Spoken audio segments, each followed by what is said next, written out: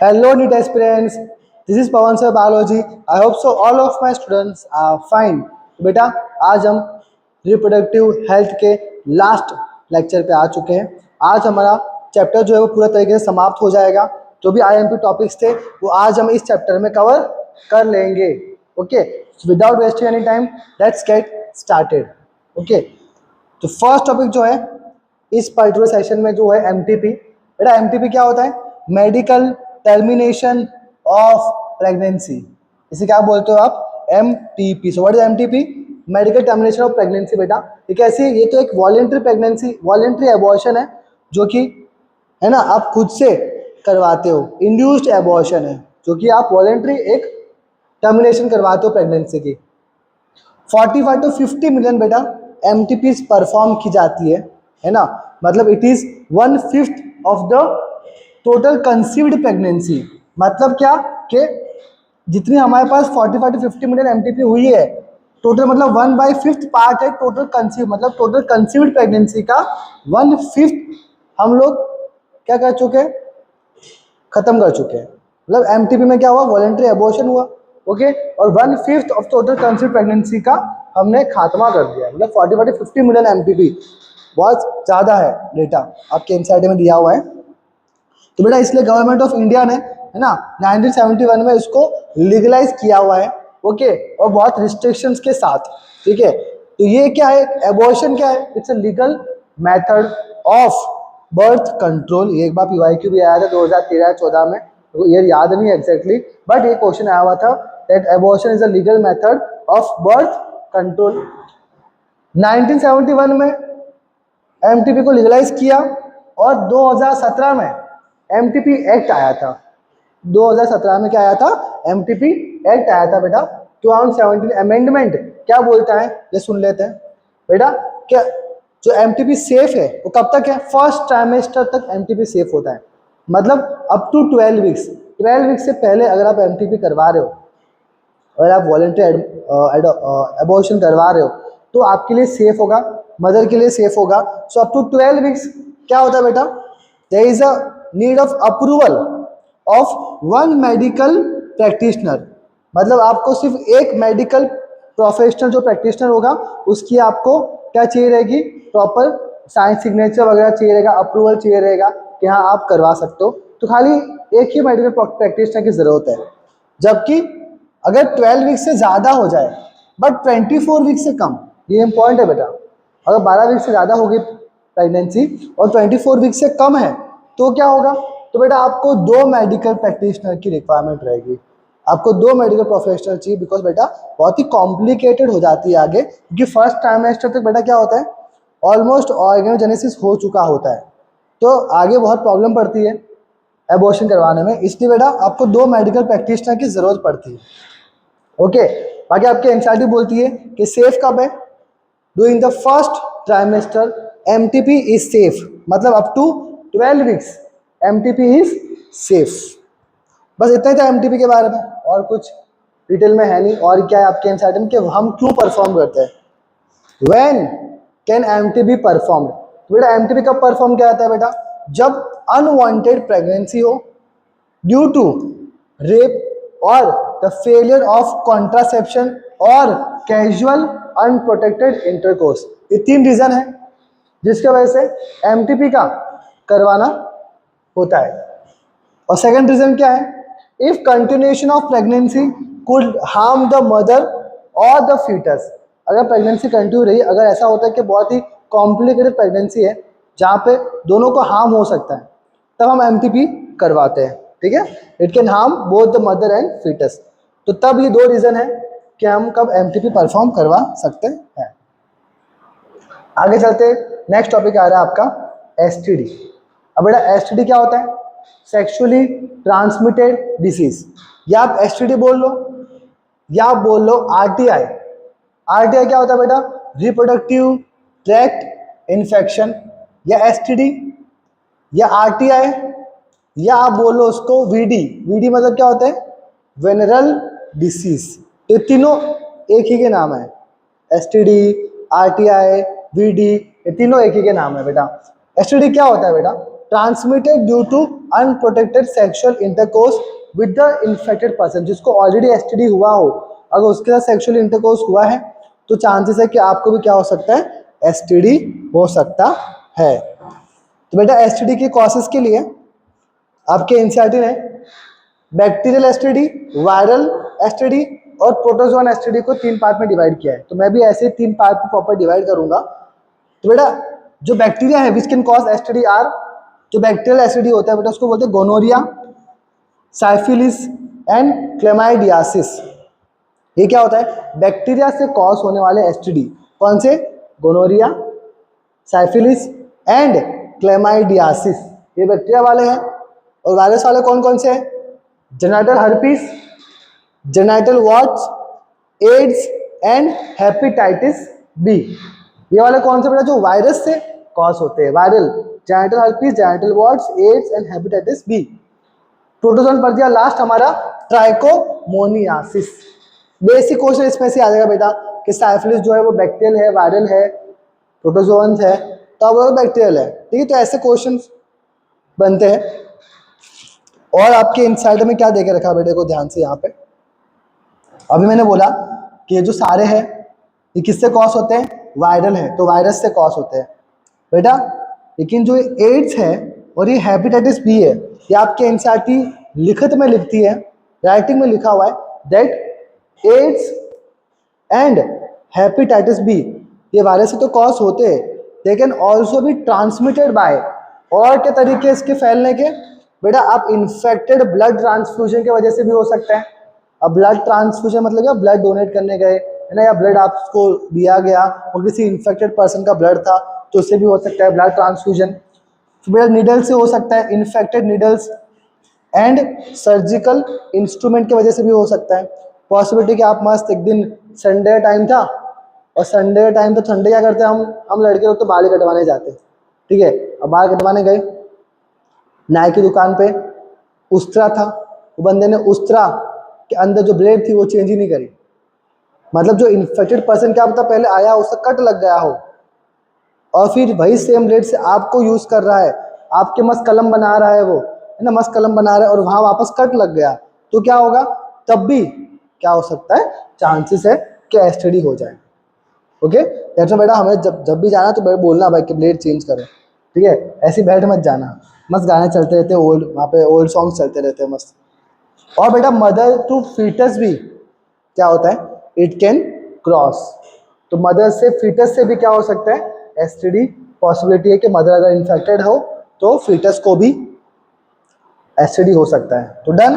तो ये 3 रीजन और है आपके एनसीईआरटी में जिससे एड्स और हेपेटाइटिस बी ट्रांसमिट होते हैं, बाकी ये तो वायरस से ही होते हैं। ये 2 अलग से मैंने करवाए हुए आपको। और देखो बेटा जो मैंने आपको रेड कलर के मैंने यहाँ पे जो टेबल बनाया हुआ है, एक जेनिटल हर्पीस का, एक एड्स का और एक हेपेटाइटिस बी का, ये तीनों का मैंने रेड टेबल इसलिए बनाया है क्योंकि बेटा ये जितने भी थे हमारे, कहाँ गया, ये जितने भी थे हमारे वो सारे क्योर हो सकते हैं, लेकिन जो ये 3 है हमारे genital herpes, AIDS and hepatitis B, ये क्योर नहीं हो सकते, दे आर नॉट क्योरेबल। बाकी सारे क्योर हो सकते हैं लेकिन ये क्योर नहीं हो सकते। So genital herpes, hepatitis B and AIDS जो एचआईवी से फैलता है ना, एड्स का फुल फॉर्म क्या होता है, एक्वायर्ड इम्यूनो डेफिशिएंसी सिंड्रोम, और एचआईवी क्या है बेटा, एचआईवी का है ह्यूमन इम्यूनो वायरस। बेटा ये तीनों जेनिटल हर्पीस, हेपेटाइटिस बी और एड्स ये इनक्योरेबल है। बहुत बहुत इंपॉर्टेंट है, क्या है ये, इनक्योरेबल है, ये क्योर नहीं हो सकते। ओके, अब कुछ सिम्टम्स है बेटा एसटीडी को लेके वो पढ़ लेते हैं। कुछ अर्ली सिम्टम्स है और कुछ लेट सिम्टम्स है। अर्ली मतलब जो एसटीडी के हालांकि पहले देखे जाते हैं बट वो कॉमन ही होते हैं, तो ऐसा पता चलता नहीं अपने को कि एक्चुअली एसटीडी हुआ है। जैसे ईचिंग, अब मैं खुजा रहा हूँ मैं, जरूर थोड़ी कि मेरे को एसटीडी हो गया, समझा कि नहीं। तो अर्ली सिम्टम्स है बेटा, अर्ली सिम्टम्स में आपको आइडिया नहीं रहता। ईचिंग है, नॉर्मल कंडीशन है, फ्लूइड डिस्चार्ज है, again very normal in female as well as in male. Okay, slight pain हो रहा है, थोड़ा सा दर्द हो रहा है, तो क्या एसटीडी थोड़ी हो गया आपको, समझा क्या नहीं। तो पेन, इसके जो सिम्टम्स है ऑलमोस्ट नेग्लिजिबल है ना, स्वेलिंग हो गई, सूजन हो गई आपको, है ना। बट अब तो ऐसा हो गया कि गूगल पे आप कुछ भी लिख देते हो कि मुझे स्लाइड पेन है, मुझे रेडनेस है, बेटा बोल देगा कि तुम्हें कैंसर है ना, कैंसर 3rd स्टेज है, तो भाई गूगल तो अलग ही लेवल पे चल रहा है। ओके, तो ये कुछ अर्ली सिम्टम्स है बेटा जिसमें आप बता नहीं सकते कि आपको एसटीडी हुआ है। फिर आते हैं बेटा लेट सिम्टम्स, ये इंपॉर्टेंट है, इससे थोड़ा बहुत आइडिया आ जाता है। फॉर एग्जांपल पीआईडी, पीआईडी क्या होता है, पेल्विक इन्फ्लामेटरी डिसीजेस। ओके, अब पेल्विक का मतलब क्या होता है बेटा, एब्डोमेन, तो एब्डोमेन रीजन में क्या हो जाती है बेटा, स्वेलिंग हो जाती है। फिर आता है एक्टोपिक प्रेगनेंसी। अब एक्टोपिक प्रेगनेंसी मैंने आपको करवाया था, है ना, ह्यूमन रिप्रोडक्शन में करवाया था बेटा, दैट ज़ायगोट इम्प्लांट एंडोमेट्रियम में हुआ था, बट कहीं और हो गया। So except endometrium if the zygote implants somewhere else, तो क्या होता है बेटा, आपका एक्टोपिक प्रेगनेंसी हो जाता है ना। और क्या बताया आपको, एबॉर्शन और स्टिल बर्थ। स्टिल बर्थ मतलब कैसे, डेड चाइल्ड, डेड बच्चा पैदा हुआ ऐसा बोलते हैं, स्टिल बर्थ बोलते हैं उसको, मरा हुआ बच्चा पैदा जब होता है उसको स्टिल बर्थ कहते हैं। ओके, एंड इनफर्टिलिटी, सारे क्या है हमारे लेट सिम्टम्स है एसटीडी के, जो कि आपके इंसाइट में ऐसे के ऐसे देखे रखे हो, तो आपको कुछ भी छोड़ना इसमें से नहीं है। बेटा प्रिवेंशन, अब प्रिवेंशन की बात करते हैं बेटा। अब ऑब्वियसली बात है, इतिहास गवाह रहा है दैट उस चीज को क्योर करने से अच्छा प्रिवेंट ही कर लो। So prevention is always better than the cure. तो प्रिवेंशन कर लो, तो प्रिवेंशन क्या, प्रिवेंट क्या करोगे आप, avoid coitus with unknown partner या फिर मल्टीपल पार्टनर। अगर आपको उस पर्टिकुलर पर्सन की हिस्ट्री नहीं पता है तो अवॉइड कीजिए, है ना, सेक्सुअल इंटरकोर्स करना अवॉइड कीजिए, और मल्टीपल पार्टनर्स के साथ भी अवॉइड करना है। सेकंड क्या है, बेस्ट हमारा बैरियर मेथड। बैरियर मेथड मैंने साक्षात सामने लिखवाया था आपको, that it is the only method that prevents STD, जो सेक्सुअली ट्रांसमिटेड डिसीज होने से रोकती है। तो बेटा use of condoms of course, तो बैरियर मेथड आपका आ जाएगा यहाँ पे, अगेन हेल्पफुल है। और अगर हो भी जाए तो हेसिटेट नहीं करना बेटा, आपको प्रॉब्लम होगी तो बहुत सीरियस प्रॉब्लम है, तो इसको अब शर्म लेने से कोई बात बनेगी नहीं, आपको डॉक्टर के पास जाना पड़ेगा, प्रोफेशनल गाइडेंस लेनी पड़ेगी। सो इंस्टेड ऑफ के अंदर सोच सोच के मर जाना कि ये क्या हो गया, ये क्या हो गया, इस बेटर कि आप डॉक्टर की सलाह ले लो। डन। फिर बात करते हैं, नेक्स्ट टॉपिक आ रहा है इसके अंदर ही, that is infertility. What is infertility बेटा, इनफर्टिलिटी मतलब होता है, आपके एनसीईआरटी बोलती है, it's an inability to conceive even after 2 years of unprotected sexual contact, कि 2 साल तक सेक्सुअल कॉन्टेक्ट करने के बाद भी अगर प्रेगनेंसी नहीं हो रही है तो वो होता है इनफर्टिलिटी। तो कई बार मुझे बच्चे बोलते हैं कि सर अगर क्या इनफर्टिलिटी और स्टेरिलिटी ये एक ही है, बेटा एक नहीं है। स्टेरिलिटी मतलब क्या होता है कि पहले से ही स्टेराइल वाला बच्चा पैदा होना या स्टेराइल ऑर्गेनिज्म पैदा होना। फॉर एग्जांपल म्यूल जो मैंने बताया था आपका, जो मेल डोंकी और फीमेल हॉर्स का ब्रीड है, वो कैसा होता है, स्टेराइल होता है, मतलब पहले से ही उसमें कैपेबिलिटी ही नहीं है ब्रीड करने की, तो वो होता है स्टेराइल, फर्टिलाइज करने की क्षमता नहीं है। इनफर्टिलिटी क्या होती है बेटा, कि 2 years तक अनप्रोटेक्टेड सेक्सुअल कॉन्टेक्ट करने के बाद भी अगर नहीं हो पा रहा तो उसे क्या बोलते हैं बेटा आप, इनफर्टिलिटी। अब प्रॉब्लम्स देख लेते बेटा, प्रॉब्लम्स क्या क्या है, कि मेल में क्या रीजन है इनफर्टिलिटी का और फीमेल का क्या रीजन है ना। हालांकि दोष हमेशा फीमेल को ही दिया जाता है कि अगर बच्चा नहीं हो रहा, प्रेगनेंसी नहीं हो रही, तो सिर्फ फीमेल को ही दोष दिया जाता है इंडिया में, ठीक है। तो ऐसा कहीं ऐसा भी हो सकता है कि मेल के अंदर कुछ प्रॉब्लम हो सकता है, कि मेल के स्पर्म काउंट में कुछ प्रॉब्लम हुआ हो, तो ये आपके इनसाइड भी बोलती है दैट फीमेल को हमेशा ब्लेम किया जाता है सोसाइटी में for not having kids, which is very wrong, क्योंकि प्रॉब्लम दूसरे साइड भी हो सकती है भैया। तो मेल में देखते प्रॉब्लम क्या है, मेल में प्रॉब्लम हो सकती है कि ओलिगोस्पर्मिया हो गया। बेटा ओलिगोस्पर्मिया मैंने आपको करवाया था जब मैं आपको ह्यूमन रिप्रोडक्शन करवाया था, याद है कि एक इजैकुलेशन में 2 ml से 3 ml हमारा सीमेन निकलता है एक इजैकुलेशन में, और इसके अंदर स्पर्म कितने होते हैं, 200 से 300 मिलियन स्पर्म्स होते हैं हाँ होते सर, आपने करवाया था। तो बेटा अगर लेस देन 20 मिलियन स्पर्म हो पर ml, 1 ml में अगर, सॉरी सिंबल गलत बन गया ये ना, ठीक है, एक पर्टिकुलर ml में, यहाँ अलग से लिख ही देता हूँ मैं, 1 ml में, है ना, अगर लेस देन 20 मिलियन हो स्पर्म, तो उसको आप बोलते हो ओलिगोस्पर्मिया। ओके, एजोस्पर्मिया क्या होता है, मतलब एब्सेंट ऑफ स्पर्म्स, के स्पर्म ही ना बनना, उसको बोलते हैं एजोस्पर्मिया, है ना, टोटल एब्सेंस ऑफ स्पर्म। जैसे मैंने लिखवाया था डेफिनेशन बेटा ह्यूमन रिप्रोडक्शन में, तो ऐसे हालांकि अभी लिखने की जरूरत नहीं है, मैंने लिखवा के रखा हुआ है। एस्टेनोस्पर्मिया क्या होता है बेटा, एस्टेनोस्पर्मिया मतलब कि नंबर्स बराबर है, के नंबर्स बराबर है, कि 200-300 मिलियन है, लेकिन बेटा इसकी मोटिलिटी में प्रॉब्लम है, कि अगर मोटिलिटी रिड्यूस हो गई, नंबर बराबर है बट मोटिलिटी में प्रॉब्लम है, तो एस्टेनोस्पर्मिया। सो ओलिगोस्पर्मिया मतलब, है ना, less than 20 million of sperm in 1 ml। Azoospermia मतलब एब्सेंस ऑफ स्पर्म, और एस्टेनोस्पर्मिया मतलब क्या, नंबर बराबर है बट मोटिलिटी में प्रॉब्लम है। ओके, फीमेल में क्या होता है बेटा, फीमेल साइड से क्या प्रॉब्लम हो सकता है, इरेगुलर ओव्यूलेशन हो सकता है, endometrium it is not favourable for the implantation, possibility कि एंडोमेट्रियम फेवरेबल ना हो, है ना, इम्प्लांटेशन के लिए, और egg is not collected by the fallopian tube, के फिम्ब्री में कुछ प्रॉब्लम आ गया, वो कलेक्ट नहीं कर पा रहे एग को, तो ये सारी प्रॉब्लम्स है फीमेल में, ठीक है। हालांकि आपके एनसीईआरटी में देखे रखा हुआ है दैट ये जो कॉमन प्रॉब्लम्स है जो मेल और फीमेल में होती है, वो क्या होती है, फिजिकल हो सकता है, कंजेनाइटल होता है, कंजेनाइटल का मतलब क्या होता है, बाय बर्थ, कंजेनाइटल डिसीज हो सकता है, ड्रग से हो सकता है, इम्यूनोलॉजिकल से इनफर्टिलिटी हो सकती है, और साइकोलॉजिकल भी हो सकता है, तो ये कॉमन है, इसलिए मैंने यहाँ पे कॉमन एक टेबल बना के समझाया हुआ है कि तो कॉमन हो सकता है ये प्रॉब्लम्स, बाकी अलग प्रॉब्लम मैंने करवा दी।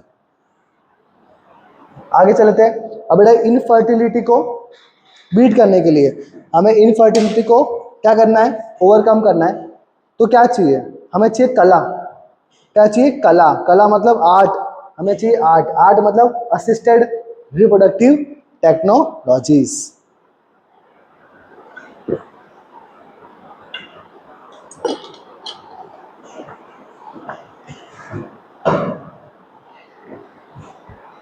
तो बेटा क्या होता है ART, it is a techniques that are used to help the infertile couples.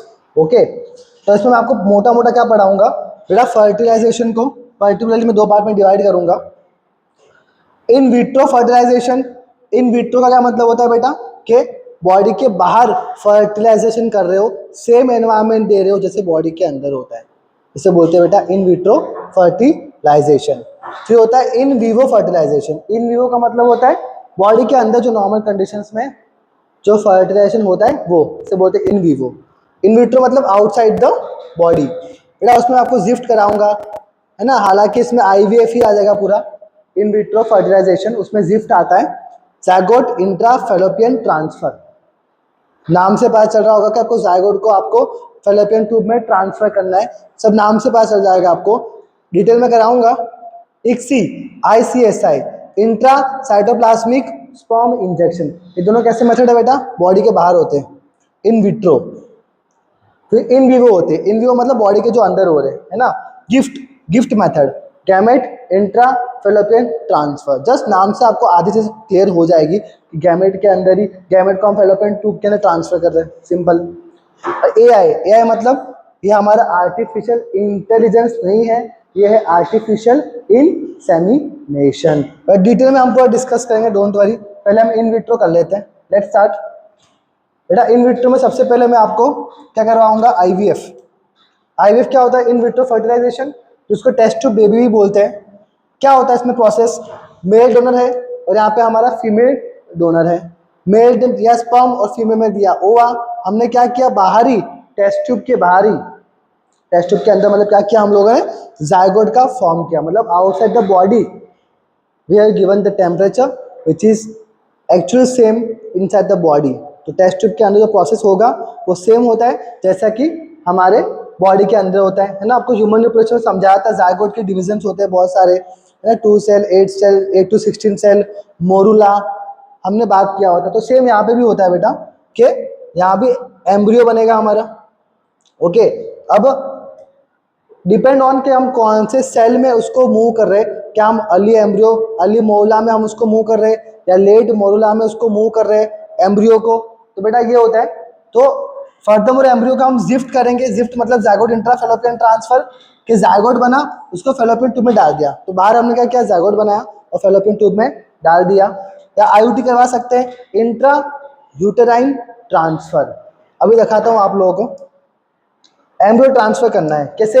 हमने यहाँ पे मेल फीमेल दोनों से बनाया हमने जाइगोट, अब जाइगोट को आगे है ना एम्ब्रियो ट्रांसफर, क्या होगा, एम्ब्रियो को ट्रांसफर करना है हमें, है ना। तो देखो क्या होगा, जिफ्ट मेथड में क्या होता है, ब्लास्टोमियस अप टू लेस देन 8, मतलब अर्ली मोला, याद है अर्ली मोला में क्या था, 8 to 16 को हमने बोला था मोला है, तो अर्ली मोला में क्या होता है, लेस देन 8 ब्लास्टोमियस होता है, सीधी सी बात है। सो लेस देन 8 किस में आप कौन सा मेथड यूज करोगे, gift, zygote intra fallopian transfer. आप फैलोपियन ट्यूब में लेस देन 8 वाले ब्लास्टोमिया वाले स्टेज के एम्ब्रियो को आप फैलोपियन ट्यूब में डाल दोगे।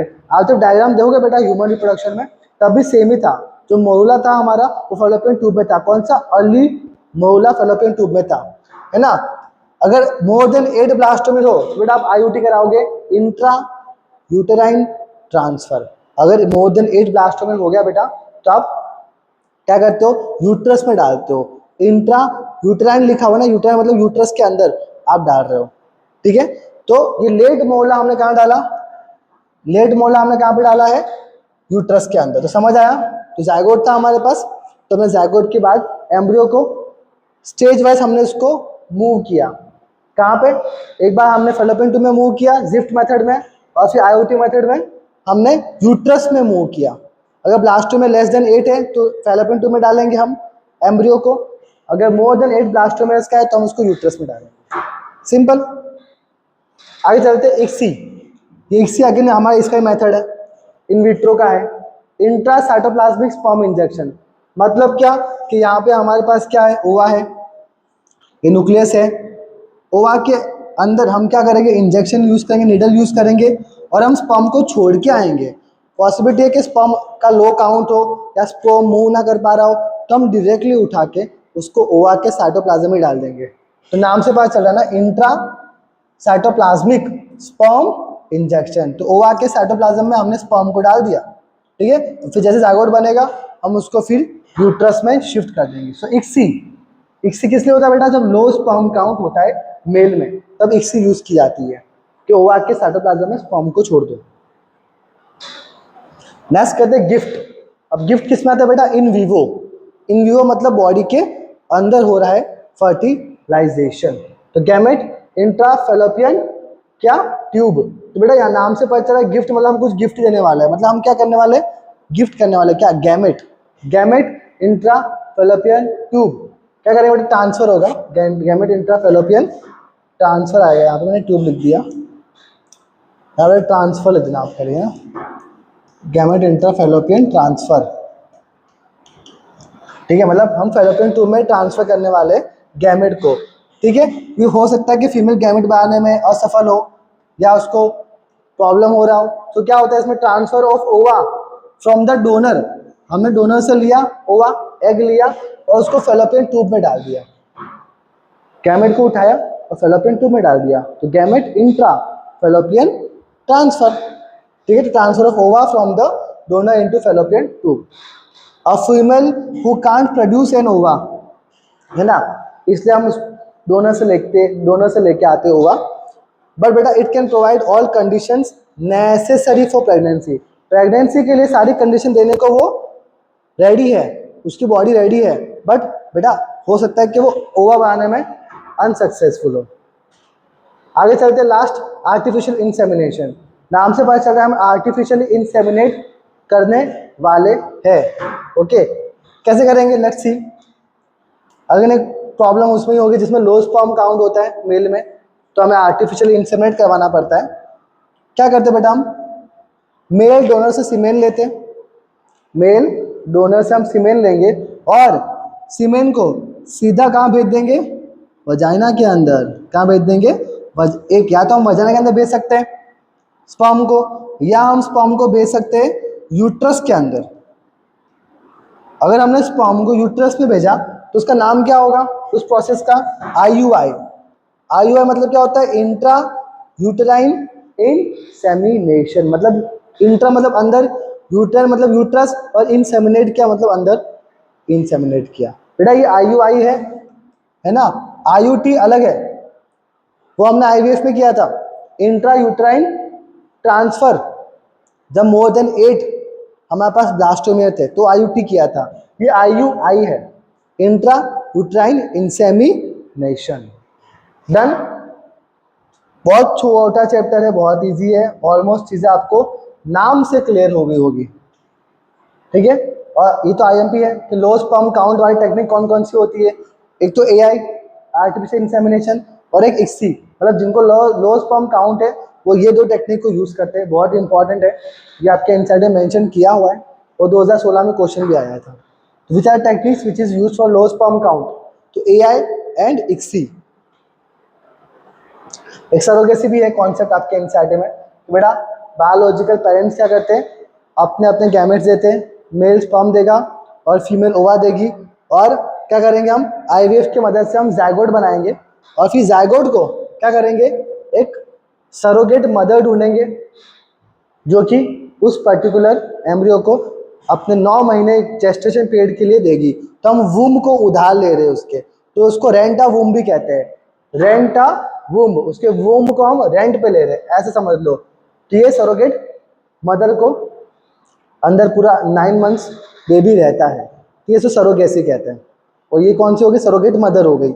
बेटा एक मूवी आई थी, कीर्ति सेनन की थी, मिमी करके मूवी थी, उसमें सेम यही कॉन्सेप्ट था कि वो फॉरेनर्स आते हैं और गांव की लड़की होती तो उसको ज़्यादा पैसे देके उसे मना लेते हैं कि हम तुमको इतना पैसे देंगे और तुम हमारे बच्चों को 9 मंथ्स पालना है, आपको अंदर कोख में पालना है ना, वूम देना है अपना। वो रेडी हो जाती है, फिर बाद में पता चलता है कि वहाँ पे तो उस पर्टिकुलर बेबी में कुछ ऐसा बोलते हैं कि डिफेक्टिव पैदा होने वाला, या फिर ऐसा कुछ है कि उसके अंदर सिंड्रोम हो सकता है, तो फिर वो भाग जाते हैं, है ना। और फिर फॉरेनर बच्चा पैदा होता है। बहुत अच्छी मूवी है। और वो फॉरेनर बच्चा एक्चुअली हेल्दी होता है ना। तो वो फॉरेनर्स भाग जाते हैं फिर वापस भी आते हैं, ऐसा मतलब ड्रामा था। पर बता रहा हूँ आपको कि मिमी मूवी में सेम ऐसा कुछ था, हमारा सरोगेसी का कॉन्सेप्ट था। तो बेटा आर्ट ना हर कोई करवा नहीं सकता। जो कला है, असिस्टेड रिप्रोडक्टिव टेक्नोलॉजी, बेटा हर किसी के बस की बात है नहीं, क्योंकि ये बहुत एक्सपेंसिव होता है। It is very expensive as well as the facilities are restricted to some countries. कुछ कुछ कंट्रीज में ही इतनी हाईली डेवलप्ड फैसिलिटीज होती है बेटा, ठीक है। और इट्स बेटर इतना हाई एक्सपेंसिव कराने से अच्छा एडॉप्शन कर लो। Adoption is the best method, है ना। एडॉप्शन में क्या होता है कि बच्चों को छोड़ देते हैं अनाथ आश्रम में, और फिर आप वहाँ से लेके आ रहे हो, तो एक बहुत अच्छा काम भी कर रहे हो आप लोग। और adoption is the best method बेटा। क्यों फालतू में इतना एक्सपेंसिव खर्चे देना है? आपको आप किसी को ज़िंदगी दे सकते हो इससे अच्छा, है ना। वो जो अनाथ है उसको आप एक्सेप्ट करके एक अच्छी लाइफ दे सकते हो, अच्छी एजुकेशन दे सकते हो बेटा। तो ऐसी चीज़ें करनी इंपॉर्टेंट होती है। अगर फालतू में पैसा वहाँ दे रहे हो, एक्सपेंसिव है, वो बात अलग है, ठीक, खुद का एक बच्चा होता है, वो बात अलग है। पर लेकिन adoption is also not bad, it is good to take. So adoption legal भी है। डन। सो ये हो गई हमारी बातें, यहाँ हो गया हमारे चैप्टर की समाप्ति। चैप्टर हमारा पूरा हो गया ख़त्म। ओके, क्या करेंगे नेक्स्ट क्लास में? हम लोग चालू करने वाले 12th का सबसे डरावना चैप्टर्स, जैसे लोग बोलते हैं जेनेटिक्स, जो कि बहुत इजी है, बहुत मज़ा आएगा। तो हम नेक्स्ट क्लास में जेनेटिक्स स्टार्ट करने वाले बच्चों। तो अभी तक हमने 3 चैप्टर कंप्लीट कर लिए। टेलीग्राम पे आपको मेरे नोट्स पर मिल जाएंगे, और इस चैप्टर की नोट्स और DPP मैं आज ही ग्रुप में दे दूंगा। So stay connected, like share and subscribe. आपकी फीडबैक कुछ भी हो तो आप यू कैन कमेंट।